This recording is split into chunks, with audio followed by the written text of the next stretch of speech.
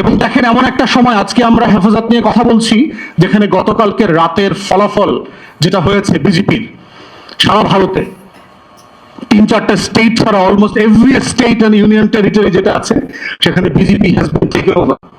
হাসিনার কাছ থেকে তারা ট্রেনিং নিয়েছে, তাই বিজেপি এত স্মার্ট ছিল না। গত 2 বছর হাসিনার কাছ থেকে তারা প্রচুর টিসি, টিএস, তারবিয়া, সভ্যদারি করছে। এগুলা করে করে তারা শিখছে যে কিভাবে একটা ইলেকশন মোবিলাইজ করতে হয়, কারণ এই সভ্যদারি সে আগে করে নাই। তো সেই বাস্তবতা আমরা দেখতে পাচ্ছি যে কিভাবে মানে কোন লেভেলের ম্যানিপুলেশন করেছে। 93%, 94% ভোট কাউন্টিং হয়েছে, এটা সোনার বাংলায় সম্ভব। এত পানি, বৃষ্টি, নদী, খাল, ডালপালা, রাস্তাঘাট ভালো না, মানুষের কোনো কাম কাজ নাই, খালি ভোট দিচ্ছে। এতগুলো মানুষ যদি আপনি মাল্টিপ্লাই করেন, 2 মিনিট 3 মিনিট করে ভোট দিতে আসা, লাইনে দাঁড়ানো, 4টা 5টা পর্যন্ত ভোট দিলে প্র্যাকটিক্যালি এত পরিমাণ মানুষ ভোট দেওয়া সম্ভব না। তো এটা সিম্পল ম্যাথে কাভার করে না। এরপরে দেখেন বিজেপি আর তৃণমূল কংগ্রেসের ভোটের ডিফারেন্স দেখেন। আমি দেখলাম সম্ভবত 32 লাখ, 31 থেকে 32 লাখ ভোটের ডিফারেন্স। এসআইআর সম্প্রতি যেটা করেছে, সাবস্ট্যান্সিয়াল ইন্টেন্সিভ রিভিশনের নামে যেটা করেছে, ভোটার তালিকা থেকে 1 কোটির উপরে মানুষকে বাদ দিয়েছে। তার ভিতরে 30 থেকে 35 লক্ষ হচ্ছে মুসলমান, এবং এই মুসলমানরা 293টা আসনের ভিতরে 130টা আসনে ডিসাইসিভ ফ্যাক্টর আকারে কাজ করে। তার ভিতরে 60-70টা আসনে আছে মুসলিম মেজরিটি ডিস্ট্রিক্ট। তো এই বিশাল জনগোষ্ঠীকে আপনি ভোট ব্যাংক থেকে নাই করে দিলেন। থার্ড যেটা করেছে, টোটাল ল এনফোর্সমেন্ট এজেন্সি কেন্দ্র থেকে ফোর্স পাঠাইছে। সেন্ট্রাল গভর্নমেন্ট দিল্লি থেকে 2.5 লক্ষ ফোর্স পাঠাইছে টোটাল নির্বাচনী আইন শৃঙ্খলা ম্যানেজ করবার জন্য। অতএব স্টেটের পুলিশিং ফাংশনাল ছিল না। ফোর্থ হচ্ছে 650-র উপরে ব্যুরোক্র্যাটস, আমলা, এদিক সেদিক রদবদল করে এই নির্বাচনে প্রিজাইডিং অফিসার, টিচার যাদেরকে দেওয়া হয় না দেওয়া হয়, পুরো নিয়ন্ত্রণটা কেন্দ্রীয় সরকার করেছে।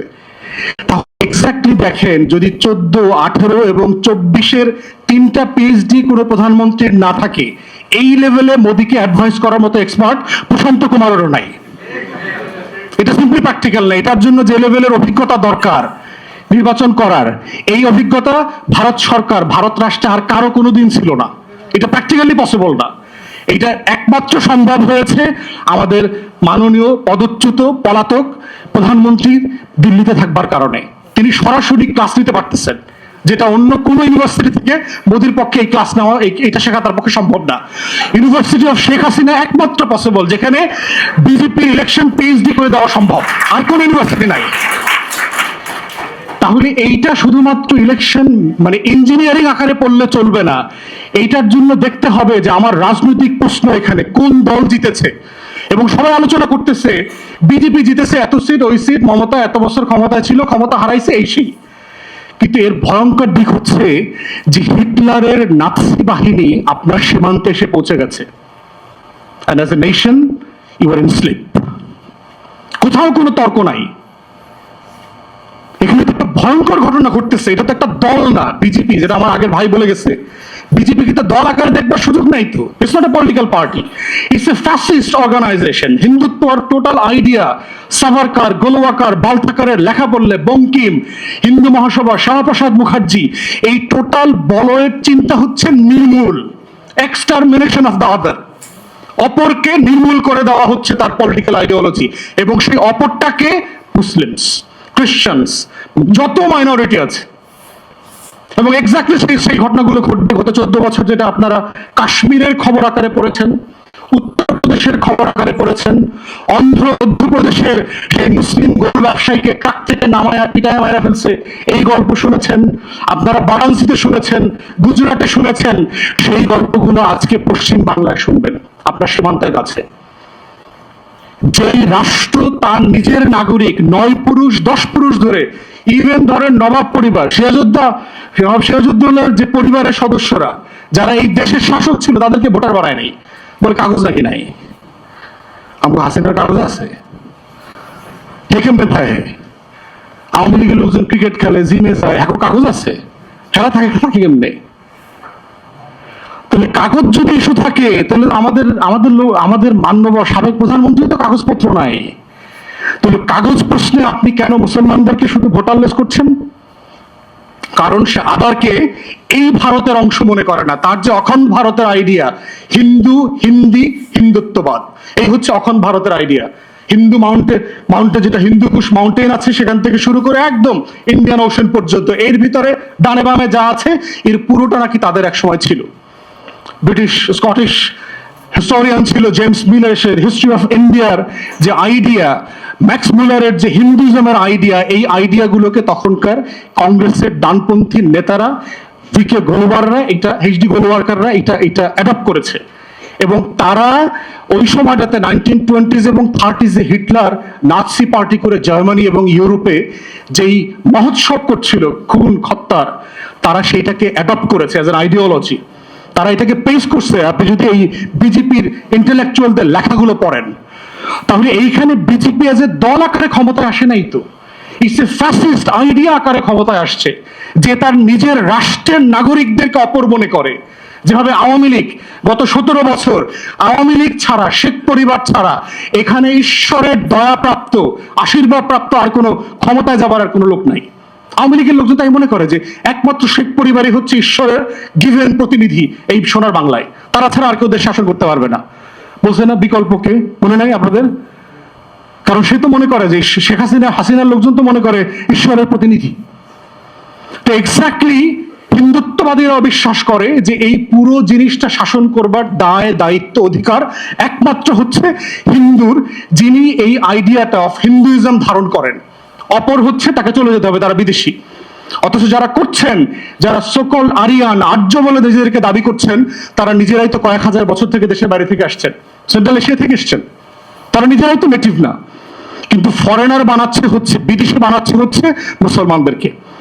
তাহলে এই যে একটা বিশাল জায়গা, এবং আজকের এই শাহবাগ শাপলার গণহত্যা এবং কালচারাল ফ্যাসিবাদ যেটা আমরা গত বছরগুলোতে দেখেছি, এইটা যে একটা বিজেপির এক্সটেনশন আকারে দেখেছি, এইটা এখন সরাসরি হাজির হয়েছে, এটার এক্সটেনশন না।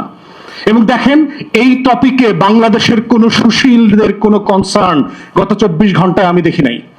কোন সুশীল শাহবাগীদেরকে দেখি নাই যে বিজেপির ক্ষমতা আসবার কারণে বেঙ্গলে তারা কনসার্ন, কোনো কনসার্ন নাই তাদের। কারণ তারা বিজেপির এই হিন্দুত্ববাদী ন্যাশনালিজমে আমাদেরকে বাঙালি জাতীয়তাবাদের ব্যানারে গত 50-60 বছর ধরে চাপিয়ে দিয়েছে। বাঙালি সিম্পলি একটা অ্যান্থ্রোপলজিক্যাল জায়গা, বঙ্গীয় জনগোষ্ঠী। কিন্তু বাঙালি বলতে হিস্টোরিক্যালি তো হিন্দু রেনেসাকে বোঝানো হয়েছে, বাংলা ভাষী হিন্দুদের রেনেসা, জমিদার, আপার ক্লাস হিন্দুদের। মুসলমানরা তো এই রেনেসার অংশ ছিল না, কোনোদিন থাকে নাই। কারণ তারা তো ব্রিটিশ ইন্ডিয়াতে সুবিধাপ্রাপ্ত জনগোষ্ঠী ছিল না, তারা তো প্রতিবাদী জনগোষ্ঠী ছিল। তারা দেওবন্দ করেছে, তারা আলিগড় করেছে, তারা রেশমি রুমালের আন্দোলন করেছে, আজাদির লড়াইতে হাজার হাজার ওলামায়ে কেরামরা জীবন দিয়েছে। অতএব এই যে শাহবাগ শাপলার দ্বন্দ্বে আজকের বিজেপির রাজনীতি সীমান্তে চলে আসাটা, এইটা একটা হিস্টোরিক্যাল রিয়েলিটিতে তৈরি হয়েছে যে আজকে নতুন করে আমার পলিটিক্স, আমার পলিটি, আমার সভরেন্টি, আমার আজাদির লড়াই, আমার আগামী দিনে রাষ্ট্র আকারে বেঁচে থাকার যে লড়াই, 47 ক্যাবিনেট মিশন প্ল্যান, এর প্রত্যেকটা কিভাবে আজকে আবার নতুন করে তর্কের জন্য উপযোগী হয়ে আসতেছে। এর মানে কি, ওয়ে আউট কি? আমরা কি বাঙালিয়ানার ইয়ে করে দেবো, রিজাইন করবো, মানে আমি আর বাঙালি না এটা বলা শুরু করবো, আমি বঙ্গীয় না? হ্যাঁ, এটা কেন করবো? আল্লাহ তাআলা আমার এই চামড়া, মাটি দিয়া, লুঙ্গি, তারপরে ডাইল চাইল, পহেলা বৈশাখ দিয়েই তো বানাইছে আমগরে। এখানে থাকতে হবে তো। আমি মুসলমান, কোনো সমস্যা নেই এটার ভিতরে। আবার বাঙালি হিন্দু আছে, এখানে অবাঙালি আছে। অতএব এই ভূখণ্ডে যারাই থাকেন, সবাই ইনসাফের সাথে একটা সোশ্যাল কন্ট্রাক্টের উপরে ভিত্তি করেই থাকবেন। আমরা কোনোদিন বিজেপির রাজনীতি বাংলাদেশে করব না, হইতেও দিব না। এটা ভেরি ক্লিয়ার আমাদের। এখানে একটা ডেমোক্রেটিক লিবারাল স্পেস অলওয়েজ থাকবে। এবং এটাই আমাদের যে বাংলাদেশি জাতীয়তাবাদের প্রশ্ন, যে সবাই যার যার অ্যানথ্রোপোলজিক্যাল আইডেন্টিটি নিয়ে বেঁচে থাকবে, সবাই যার যার রিলিজিয়াস আইডেন্টিটি নিয়ে বেঁচে থাকবে, কালচারাল ফেস্টিভাল থাকবে না, সবাই যার যার মতন করে সেটা সেলিব্রেট করবার মতো স্পেস থাকতে হবে। এবং এটাকেই আমরা হচ্ছে বিজেপির পলিটিক্সকে ফেস অফ করবার একমাত্র জায়গা। এবং এটা অবশ্যই ইতিহাস বিচ্যুত হতে পারবে না। তারা কারা, তাদেরকে আমরা পরিষ্কার করে এক্সপোজ করব, বুঝতে চাই, এবং এটার কনসিকুয়েন্স সম্পর্কে আমাদের তরুণদেরকে বোঝা, লড়াইটা চালিয়ে যাওয়াটা সবচেয়ে বেশি জরুরি এই সময়টাতে। অতএব আমার যে মুসলিম পলিটি, আমার যে বাঙালিয়ানা, এর প্রত্যেকটা পলিটির ভিতরে কিভাবে সমন্বয় করা যায়, সেই সমন্বয়বাদিতাটা এখন খুব বেশি জরুরি। একটাকে দিয়ে আরেকটা এক্সক্লুসিভ করবার দরকার নাই, তাহলে বিজেপির রাজনীতির ফাঁদে পা দিতে হবে। এবং কয়দিন পরে এগুলো দেখবেন, ওখানে উত্তরপ্রদেশে আমরা দেখেছি না, পুরো ভারতবর্ষে গুজরাটে 800-র উপরে মসজিদ, তারপরে মাদ্রাসা, এতিমখানা, ওয়াকফ প্রপার্টি বিভিন্ন জায়গাতে তারা নাই করে দিয়েছে, সিম্পলি নাই করে দিয়েছে, দিল্লিতে পর্যন্ত করেছে। এবং একই ঘটনা পশ্চিমবাংলায় করবে দেখবেন। অমিত শাহ বক্তব্য দিয়েছে না যে এক পাগলা হুমায়ুন কবির সে বাবরি মসজিদ বানাইব। আমার তো সন্দেহ হয় যে এটা বিজেপির খানেওয়ালা লোক হবে। এই টাউটামি পলিটিক্সটা সেই নির্বাচনের আগে কেন করতে গেল? কারণ বিজেপিকে সে অস্ত্র হাতে তুলে দিয়েছে এটা নিয়ে কথা বলবার জন্য।